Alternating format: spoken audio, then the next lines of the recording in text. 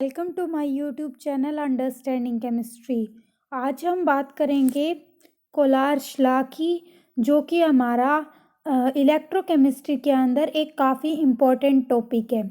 तो हम बात करेंगे कि पहले तो कोलार्च ने अपनी स्टडीज़ किस किस चीज़ के ऊपर की थी, उसने क्या क्या स्टडी किया था, फिर उसने क्या लॉ दी थी और क्या क्या कोलार्च लॉ के एप्लीकेशन हैं। ओके, तो हम स्टार्ट करते हैं। कोलार्च ने क्या किया था? कोलार्च ने मोलर कंडक्टिविटी की स्टडी की थी। किसकी? कोलार्च ने स्टडी किया था मोलर कंडक्टिविटीज़ को। मोलर कंडक्टिविटीज़ उसने कहाँ पे स्टडी की थी? इनफाइनाइट डाइल्यूशन के ऊपर।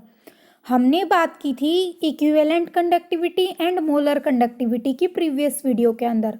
तो मोलर कंडक्टिविटी को हम कैप एम से डिनोट करते थे। अब हम यहाँ पे इनफाइनाइट डाइल्यूशन के ऊपर बात करें तो इसके ऊपर हम नोट लगा देंगे। तो ये हमारा कैप एम नोट जो है ये हमारी हो गई मोलर कंडक्टिविटी इनफाइनाइट डाइल्यूशन के लिए। तो कोलार्च ने क्या किया था? मोलर कंडक्टिविटी की स्टडी की थी इनफाइनाइट डाइल्यूशन के ऊपर। और स्टडी इसने किसके लिए की थी? इसने एक बहुत सारे पेयर लिए थे इसने स्ट्रॉन्ग इलेक्ट्रोलाइट्स के, और उनके लिए इसने स्टडी की थी। अब हमें बता दिया इसने कि स्ट्रॉन्ग इलेक्ट्रोलाइट्स के भाई बहुत सारे पेयर लिए थे और उनकी मोलर कंडक्टिविटी की स्टडी की थी इनफाइनाइट डाइल्यूशन के ऊपर। अब जो उसने पेयर लिए थे ना इलेक्ट्रोलाइट के, वो किस हिसाब से लिए थे कि उन पेयर्स के अंदर ऐसा पेयर लिया था उसने जिसके अंदर या तो कॉमन कैटायन हो या कॉमन एनायन हो। ठीक है। और फिर उसने इन मोलर कंडक्टिविटी के बीच का जो डिफरेंस था फिर उन दोनों के लिए उसको कैलकुलेट किया था। हर एक पेयर के लिए जो मोलर कंडक्टिविटी का डिफरेंस था उसको कैलकुलेट किया था। पेयर ऐसे लिए थे जिनकी क्या हो कि या तो कॉमन कैटायन होना चाहिए या कॉमन एनायन होना चाहिए और स्ट्रॉन्ग इलेक्ट्रोलाइट होने चाहिए। दो लिए थे उसने, देखो दो ले लिए। ठीक है, एक पेयर ले लिया दो का। दो लेने के आए वो दोनों, एक तो स्ट्रॉन्ग इलेक्ट्रोलाइट होने चाहिए, फर्स्ट कंडीशन ये। और सेकेंड कंडीशन ये है कि उन दोनों में या तो कैटायन सेम होना चाहिए या एनायन सेम होना चाहिए, एक चीज़ सेम होनी चाहिए। फिर उसने उसकी स्टडी की किसकी? मोलर कंडक्टिविटी की इनफाइनाइट डाइल्यूशन के ऊपर, दोनों की। और फिर उस जो मोलर कंडक्टिविटी का जो डिफरेंस आया था फिर उसने वो कैलकुलेट किया, और आगे का जो कंक्लूजन फिर उसने दिया वो उस डिफरेंस के बेस के ऊपर उसने आगे कंक्लूजन दिया। ठीक है। तो ये जो उसने कैलकुलेशन की थी ये उसने दिया हुआ है। इसका जो मतलब जो भी कैलकुलेशन की थी वो हमें एक टेबल की फॉर्म में दे दी उसने। वो टेबल की अब हम बात करते हैं। तो देखो हमारे पास ये टेबल इस टाइप से है कि उसने ले लिए हमारे पास स्ट्रॉन्ग इलेक्ट्रोलाइट। तो स्ट्रॉन्ग इलेक्ट्रोलाइट फर्स्ट पेयर लिया उसने KCl एंड NaCl का। अब KCl और NaCl हमारे स्ट्रॉन्ग इलेक्ट्रोलाइट है और दोनों के अंदर हमारा कॉमन क्या है? Cl negative ion. तो हमारी दो कंडीशन सेटिस्फाई होनी चाहिए, एक स्ट्रॉन्ग इलेक्ट्रोलाइट होनी चाहिए दोनों, और दोनों के अंदर या तो कैटाइन या फिर एनाइन सेम होना चाहिए। तो इन दोनों के अंदर हमारा जो Cl नेगेटिव एनाइन है वो सेम है।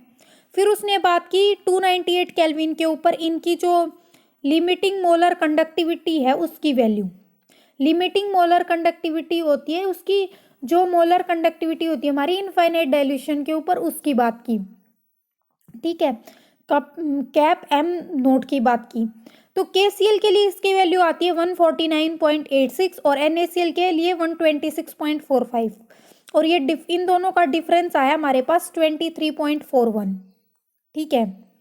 फिर उसने लिया हमारा KBr एंड NaBr। इन दोनों के अंदर हमारा Br नेगेटिव एनाइन सेम है। तो इनके लिए जो हमारी वैल्यू आई मोलर कंडक्टिविटी की इनफाइनाइट डाइल्यूशन के ऊपर वो आई 151.92 एंड 128.51। इनका भी डिफरेंस आया 23.41। फिर उसने KNO3 एंड NaNO3 लिया। तो KNO3 एंड NaNO3 के अंदर हमारा जो है वो वैल्यू है 144.96 एंड 121.55। इसके अंदर हमारा जो NO3 नेगेटिव एनायन है वो सेम है दोनों इलेक्ट्रोलाइट्स के अंदर, और इनका भी डिफरेंस आया हमारा 23.41। फिर ये तो बात हो गई कि एनायन सेम लिए। अब अगर कैटायन सेम लेगा, इसने कैटायन सेम लिए, देखो KBr एंड KCl लिया है, यहाँ पे सेम कैटायन है हमारा K पॉजिटिव, तो इसकी जो मोलर कंडक्टिविटी इसका डिफरेंस आया 2.06 इनफाइनाइट डाइल्यूशन के ऊपर। फिर इसने लिया Na positive same cation NaBr and NaCl, उस केस में भी डिफरेंस 2.06 आया। और LiBr LiCl, इसके अंदर हमारा Li पॉजिटिव कैटायन सेम है, इसके अंदर भी हमारा डिफरेंस 2.06 आया। तो इस टेबल से हमें क्या मिला कि भाई स्ट्रॉन्ग इलेक्ट्रोलाइट्स के पेयर थे, अगर उनका सेम एनाइन तो है तो हमारा डिफरेंस 23.41 आ रहा है मोलर कंडक्टिविटी का इनफाइनाइट डाइल्यूशन के ऊपर। और अगर हमारा कैटायन सेम है तो हमारा मोलर कंडक्टिविटी जो इनफाइनाइट डाइल्यूशन के ऊपर जो इनकी वैल्यू है उसका डिफरेंस आ रहा है 2.06। बात हो गई इतनी, इस टेबल से हमने देख लिया इतना। फिर उसने क्या किया, फिर उसने टेबल के अंदर इसके रिजल्ट्स दे दिए। फिर क्या ऑब्जर्व किया गया कि जो हमारी ये जो वैल्यू है हमारी कप्पा एम नोट की जो वैल्यू है हमारी, इन वैल्यूज का जो डिफरेंस है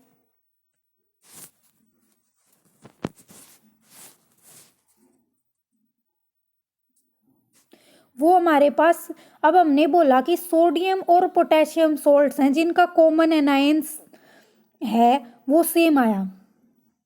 क्या क्या लिए थे हमने इसके अंदर, हमने लिए क्या क्या थे, सोडियम और पोटेशियम के लिए चाहे हमारा एनायंस क्लोरीन ले लिया, ब्रोमीन ले लिया और नाइट्रेट ले लिया एनायन, तो और हमने ये बनाए किसके, सारे सोडियम और पोटेशियम के ले रखे हमने, चाहे एनायन कुछ भी ले रखा हो, सोडियम पोटेशियम के सॉल्ट का हमने पेयर ले रखा है, तो जिनका एनायन सेम था, एनायन चाहे कुछ भी रहा हो हमारा डिफरेंस सेम आया है सब केस में।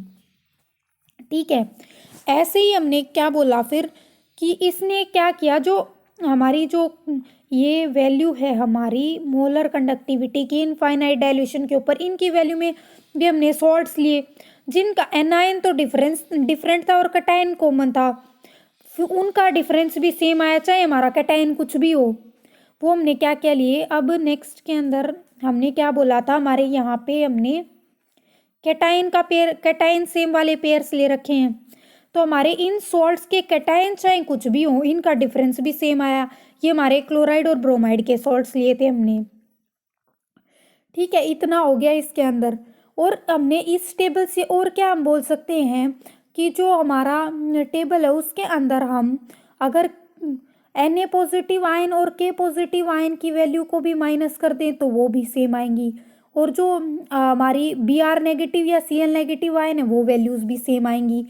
अगर हम ये वाला पेयर ले लें कि जैसे हम KCl एंड KNO3 ले लें, तो यहाँ पे हमारा कैटायन सेम है तो भी जो डिफरेंस आएगा वो हमारा 2.06 आएगा।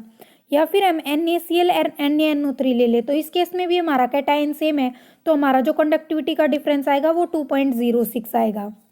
ठीक है, चाहे कैसे भी कुछ भी ले लो हमारे जो डिफरेंस है वो यहाँ पे कांस्टेंट आ रहे हैं। ये ऑब्जर्वेशन हो गई यहाँ से। हमारे कोलार्च ने जो स्टडी की थी उसने जो रिजल्ट्स दिए थे उन रिजल्ट के बेसिस के ऊपर यही ऑब्जर्वेशन मिला हमें कि हमारा अगर हम एनायन सिमिलर ले रहे हैं तो उनके एनायन के हमारे जो पोटेशियम और सोडियम के सॉल्ट्स हैं उनके पेयर का डिफरेंस सेम आएगा चाहे हमारा एनायन कुछ भी हो, चाहे एनायन क्लोरीन हो, चाहे ब्रोमीन हो, चाहे नाइट्रेट हो। और ऐसे ही अगर हम बात करें कि हम अगर कैटायन सेम वाले पेयर्स की बात करें तो भी हमारा डिफरेंस सेम आएगा चाहे कैटायन हमारा कुछ भी हो। इतनी हो गई ऑब्जर्वेशन। फिर आगे क्या किया, कोलार्च ने क्या लिया फिर कि कोलार्च ने बोला कि जो हर एक आयन है फिर वो एक डेफिनेट कंट्रीब्यूशन देता है उसकी टोटल मोलर कंडक्टिविटी को इनफाइनाइट डाइल्यूशन के ऊपर, आयन की नेचर चाहे कुछ भी हो। क्या बोला उसने कि हमारा जो हर एक आयन है, अब हमारा इलेक्ट्रोलाइट है, इनफाइनाइट डाइल्यूशन की हम बात करें तो इलेक्ट्रोलाइट हमारे आयन्स बनाएगा, तो जो हमारा हर एक आयन बनेगा ना उसका मोलर कंडक्टिविटी के टुवर्ड्स एक डेफिनेट कंट्रीब्यूशन होगा, और वो कंट्रीब्यूशन हमारा आयन की नेचर के ऊपर डिपेंड नहीं करता। ये कोलार्च ने कंक्लूजन दिया लास्ट में। और फिर हमने बोला कि हर एक आयन का कुछ ना कुछ कंट्रीब्यूशन होगा, तो उस कंट्रीब्यूशन जो है वो हमारा इंडिविजुअल कंट्रीब्यूशन जो होगा उसको बोला गया मोलर आयनिक कंडक्टिविटी। जो इंडिविजुअल कंट्रीब्यूशन था उसको बोला गया मोलर आयनिक कंडक्टिविटी। ठीक है, तो फिर इन सारे कंक्लूजन और रिजल्ट के बेसिस पे कोलार्च ने 1876 के अंदर एक लॉ दी, उसको बोला गया कोलार्च लॉ।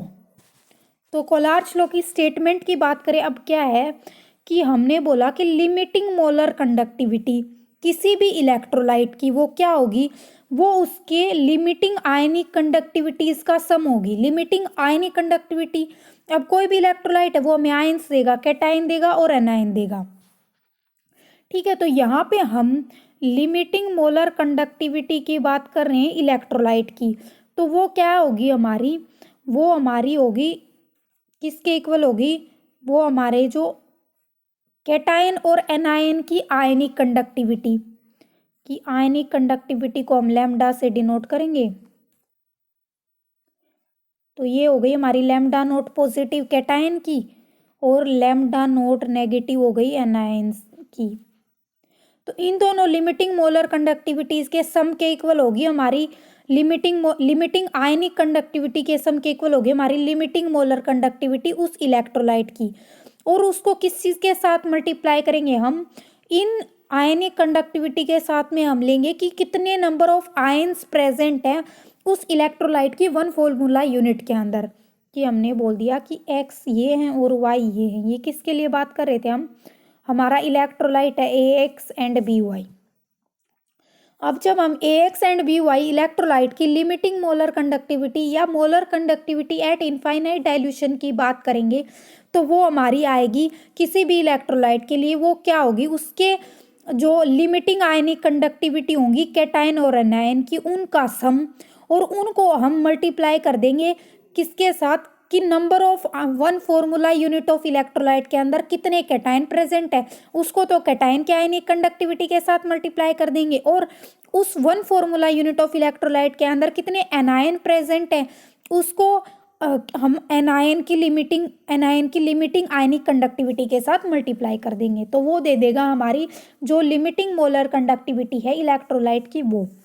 तो यहाँ से हमारा कैपम नोट किया गया है, एक्स क्या है हमारे नंबर ऑफ आयंस जो कि वन फॉर्मूला यूनिट ऑफ हमारे electrolyte A X B Y के अंदर प्रेजेंट है।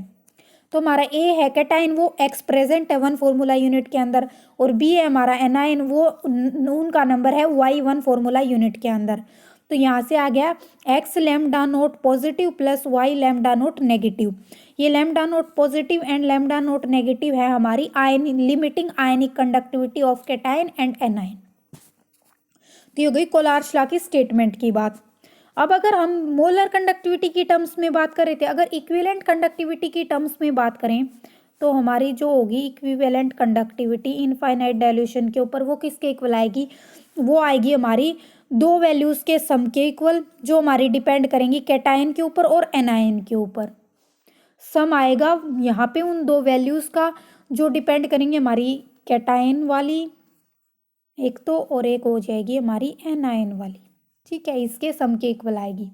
ये हमारी लिमिटिंग आयनिक कंडक्टिविटी हो गई कैटायन की और एनायन की, lambda naught C plus lambda naught A. तो अगर इक्विवेलेंट कंडक्टिविटी की टर्म्स में बात करें तो ये डायरेक्ट हो जाएगी, और अगर मोलर कंडक्टिविटी की टर्म में हम बात कर रहे थे, अगर हम मोलर कंडक्टिविटी की टर्म में बात कर रहे थे तो यहाँ से हमारी वो आई थी उनके नंबर ऑफ आयंस प्रेजेंट कितने होंगे उस चीज़ से भी इसके अंदर मल्टीप्लिकेशन दिखाया गया था। ठीक है, ये बात हो गई हमारी आयनिक मोलर कंडक्टिविटी की, लिमिटिंग मोलर कंडक्टिविटी की, और वो थी लिमिटिंग इक्विवेलेंट कंडक्टिविटी की बात। तो ये हो गई कोलार्च लॉ, जिसके अंदर इतनी सी बात आती है हमारी कि जो लिमिटिंग मोलर कंडक्टिविटी है किसी भी इलेक्ट्रोलाइट की वो हमारी इक्वल टू होगी किसके, जो लिमिटिंग आयनिक कंडक्टिविटी है कैटायन एंड एनायन की, और उसके साथ में हम मल्टीप्लाई करेंगे कि वो कितने आयंस प्रेजेंट है एक फॉर्मूला यूनिट ऑफ इलेक्ट्रोलाइट के अंदर। अब हम बात करते हैं इसकी एप्लीकेशंस की। फर्स्ट एप्लीकेशन है कि calculation of molar conductivity at infinite dilution for weak electrolyte. हमने अब तक कोलार्च लॉ की बात की तो हम स्टार्टिंग से स्ट्रॉन्ग इलेक्ट्रोलाइट लेके चले थे, तो हमने जो है वो हम स्ट्रॉन्ग इलेक्ट्रोलाइट लेके चले थे, टेबल के अंदर भी स्ट्रॉन्ग इलेक्ट्रोलाइट लिए थे और स्टार्टिंग में पेयर्स भी स्ट्रॉन्ग इलेक्ट्रोलाइट के लिए थे। पर इनकी हेल्प से हम जो वीक इलेक्ट्रोलाइट्स हैं उनके लिए भी हम मोलर कंडक्टिविटी कैलकुलेट कर सकते हैं। और एक और बात यह है कि मोलर कंडक्टिविटी हम वीक इलेक्ट्रोलाइट की इनफाइनाइट डाइल्यूशन के ऊपर हम एक्सपेरिमेंटली भी नहीं निकाल सकते, क्योंकि वीक इलेक्ट्रोलाइट अगर हो गया तो उसकी कंडक्टिविटी हमारे पास बहुत लो आएगी, और फिर डिसोसिएशन है वो भी हम बहुत ज़्यादा हाई डाइल्यूशन कर देंगे तो भी वो डिसोसिएट नहीं होंगे क्योंकि हमारे वीक इलेक्ट्रोलाइट है।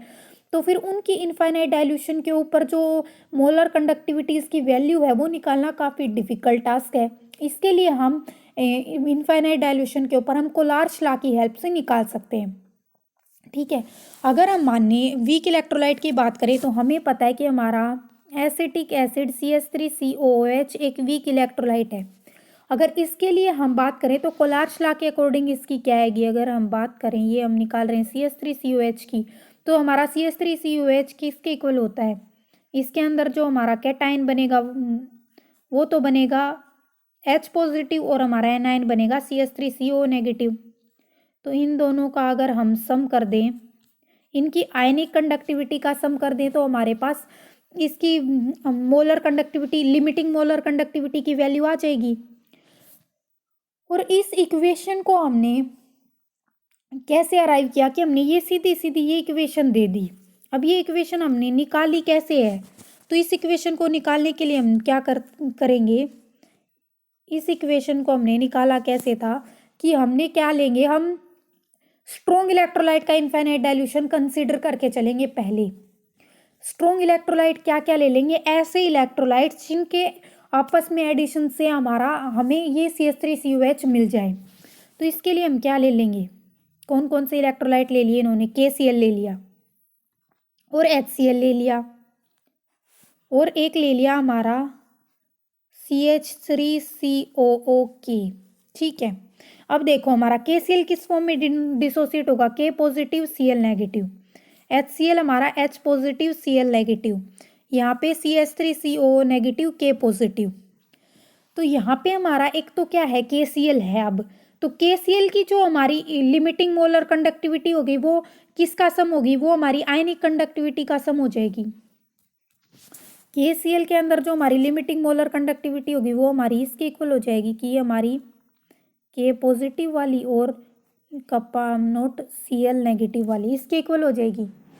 फिर ऐसे ही अगर हम CH3CO नेगेटिव और K पॉजिटिव वाली की बात करें तो वो हमारी kappa lambda note CH3CO negative plus lambda note K positive के इक्वल हो जाएगी। और ऐसे ही अगर हम HCl वाली बात करें तो HCl वाली हमारी lambda H positive plus lambda note Cl negative के इक्वल आ जाएगी। और इसकी हमारी आ जाएगी lambda note CH3CO negative plus K positive के इक्वल। अब हम इन सब को plus lambda note K positive के इक्वल, अब हम हमारे पास ये इस टाइप से कई इक्वेशंस बन गई।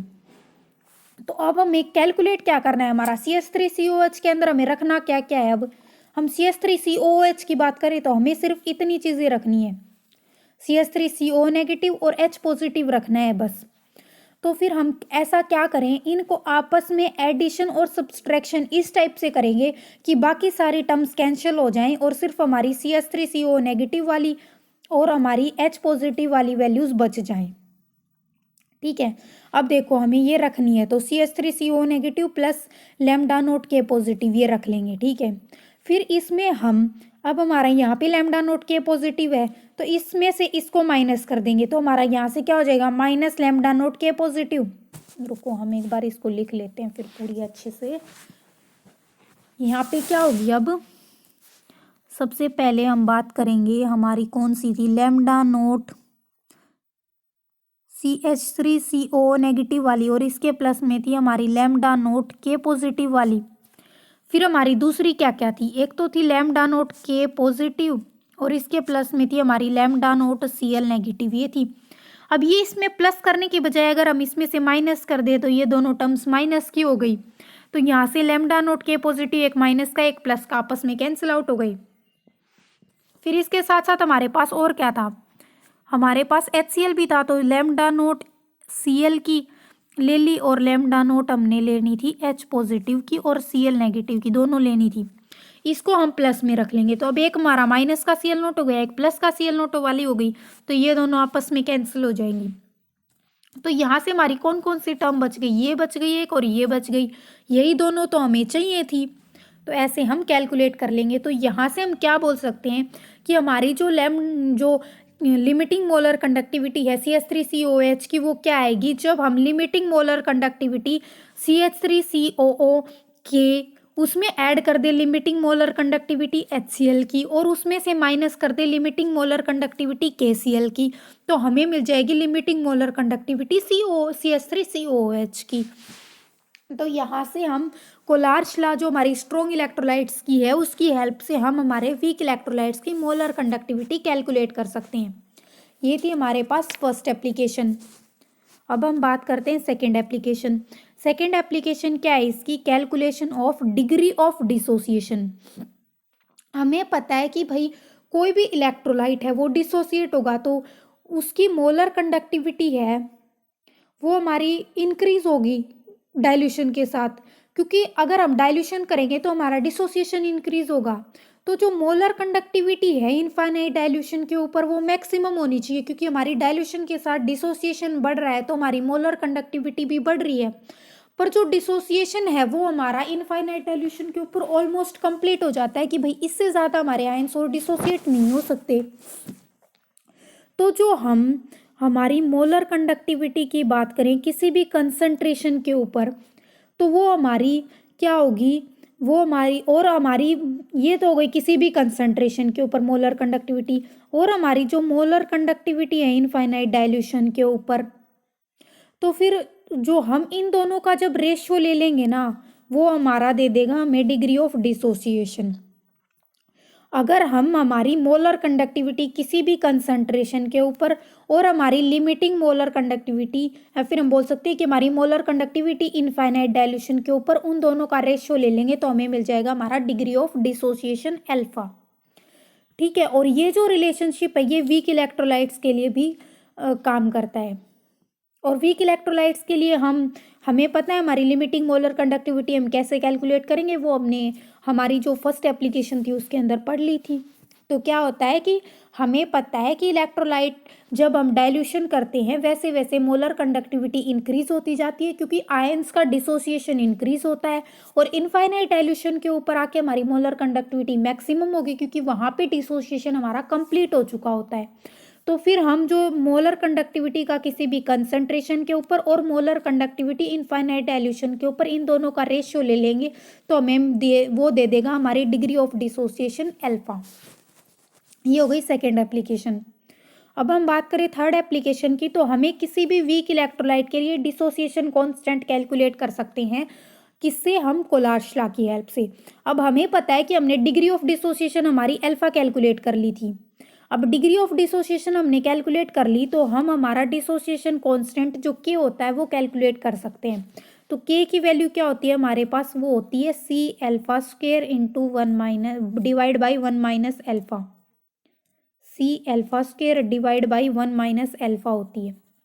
तो इसको भी हम जो हमारा डिसोसिएशन कांस्टेंट है किसी भी वीक इलेक्ट्रोलाइट के लिए उसको हम हमारी ये जो अल्फा है डिसोसिएशन है इसकी हेल्प से, डिग्री ऑफ डिसोसिएशन की हेल्प से कैलकुलेट कर सकते हैं। और हमने अल्फा बताया था कि प्रीवियस एप्लीकेशन के अंदर कि हम अल्फा कैसे कैलकुलेट करेंगे किसी भी वीक इलेक्ट्रोलाइट के लिए। तो अगर हमें अल्फा की वैल्यू मिल गई तो हम हमारा डिसोसिएशन कांस्टेंट के इजीली कैलकुलेट कर सकते हैं। अब बात करते हैं नेक्स्ट एप्लीकेशन की। तो नेक्स्ट एप्लीकेशन के अंदर ये क्या है कि ये हमारा calculation of solubility of sparingly soluble salt.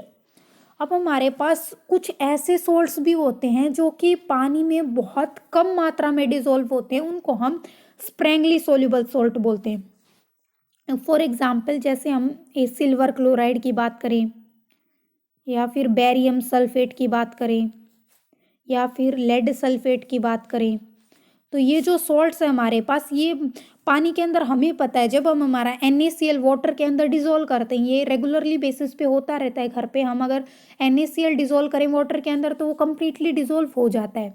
पर जब हम कुछ ऐसे सॉल्ट्स भी होते हैं AgCl PbSO4 BsO4 टाइप के, जो हमारे पानी के अंदर बहुत कम मात्रा में डिजोल्व होते हैं, तो ऐसे सॉल्ट्स को बोला गया है स्प्रैंगली सोल्यूबल सॉल्ट।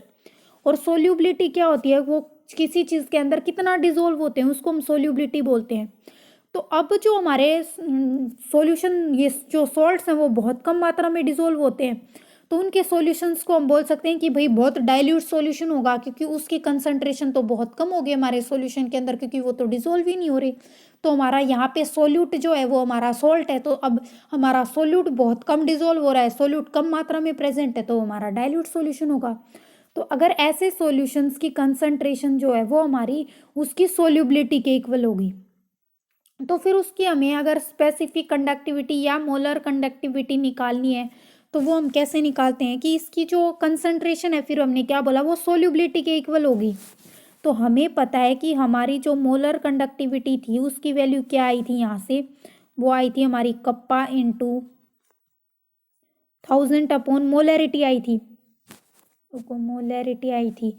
अब हमें पता है कि उसकी कंसंट्रेशन अगर वो इनफाइनाइटली मतलब बहुत ही डाइल्यूट सॉल्यूशन है, तो उसकी जो कंसंट्रेशन है वो उसकी सोल्यूबिलिटी के इक्वल होगी। और यहाँ पे हम कंसंट्रेशन को मोलरिटी की फॉर्म में फॉर्म में एक्सप्रेस कर रहे हैं, तो यहाँ पे हम मोलरिटी की जगह ले सकते हैं कि ये होगी उसकी सोल्यूबिलिटी। तो यहाँ से हमें कैलकुलेट क्या करना था, हमें तो सोल्यूबिलिटी कैलकुलेट करनी है। तो यहाँ से जो हमारी सोल्यूबिलिटी है वो क्या आ जाएगी, kappa into 1000 by limiting molar conductivity.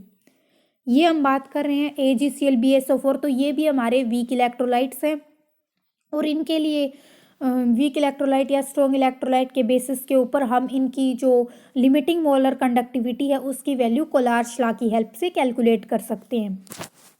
अब हम बात करते हैं हमारी नेक्स्ट एप्लीकेशन की, जो है calculation of ionic product of water. हमें पता है कि पानी के अंदर हमारे दो आयंस प्रेजेंट होते हैं, H positive and OH negative. अब हमें आयनिक प्रोडक्ट कैलकुलेट करना है, तो इसके लिए जो हमारे जो आयनिक कंडक्टिविटी है हमारी, ये आयनिक कंडक्टिविटी की बात करें हम H positive and OH negative के लिए, तो इनकी फिक्स वैल्यू दी जाती है। हमारी H पॉजिटिव के लिए है तो 349.8 और OH नेगेटिव के लिए 198.5। और इस साथ में बात करेंगे यूनिट्स की। अब हम यहाँ पे किसकी बात हम लेके क्या चल रहे हैं, हम कंडक्टिविटी लेके चल रहे हैं। तो कंडक्टिविटी की यूनिट्स हमें पता है कि कंडक्टिविटी की क्या यूनिट्स होती हैं, होती है हमारी साइमन या फिर ohm inverse, centimetre square, mole inverse. तो ये हो गई हमारी H पॉजिटिव की एंड OH नेगेटिव की आयनिक कंडक्टिविटी। अब कोलार्च लॉ के बेस के ऊपर हम वाटर की कंडक्टिविटी, वाटर की लिमिटिंग मोलर कंडक्टिविटी निकाल सकते हैं इन दोनों का सम करके। तो फिर वो क्या आएगी हमारे पास, जो वाटर है उसकी लिमिटिंग मोलर कंडक्टिविटी इन दोनों की आयनिक कंडक्टिविटीज़ का सम करके जब हम कैलकुलेट करेंगे वो आ जाएगी 548.3 Simon centimetre square mole inverse. ठीक है, अभी आ गई। हमें पता है कि जो स्पेसिफिक कंडक्टेंस है, स्पेसिफिक कंडक्टेंस जिसको हम कप्पा से डिनोट करते हैं, वो हमारी वाटर की 298 केल्विन के ऊपर उसकी स्पेसिफिक वैल्यू होती है 5.54 इंटू 10⁻⁸ साइमन सेंटीमीटर इनवर्स। इसकी एक फिक्स वैल्यू होती है स्पेसिफिक।